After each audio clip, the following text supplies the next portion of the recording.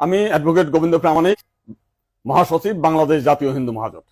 গতকাল বিকালে শেখ হাসিনার পদত্যাগের পরে এদেশের হিন্দু সম্প্রদায় মনে করেছিল যে তাদের উপর বিশাল একটা হামলা, লুটপাট, অগ্নিসংযোগের ঘটনা ঘটবে।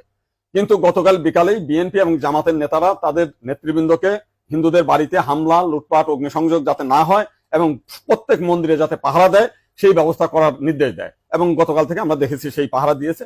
সাধারণভাবে হিন্দুদের উপরে বড় কোনো মন্দিরে কোনো হামলার ঘটনা ঘটে নাই। কিছু আওয়ামী লীগের হিন্দু নেতা আছে যারা বিভিন্ন সময় লম্পঝম্প করেছিল, তাদের বাড়িতে, শুধু হিন্দু বাড়ি না, মুসলিম আওয়ামী লীগ নেতাদের বাড়িতে হামলা হয়েছে, লুটপাট হয়েছে এবং সামান্য কিছু সুযোগ সন্ধানী এলাকা ভিত্তিক তারা কিছু সামান্য মন্দিরে হামলা করেছে, সেটা ব্যাপক বিষয় না।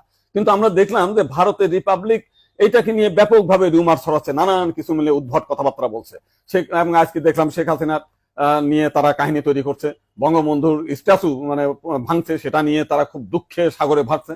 আমার এক সাংবাদিক ফোন দিয়েছিলাম, তাদের বলেছি যে আপনারা যদি শেখ হাসিনার জন্য যদি এত কান্না আপনাদের মধ্যে আসে, তো শেখ হাসিনা ভারতে গিয়েছে, আপনারা ভারতের প্রধানমন্ত্রী নরেন্দ্র মোদীকে সরিয়ে শেখ হাসিনাকে আপনারা প্রধানমন্ত্রী হিসেবে ঘোষণা করেন।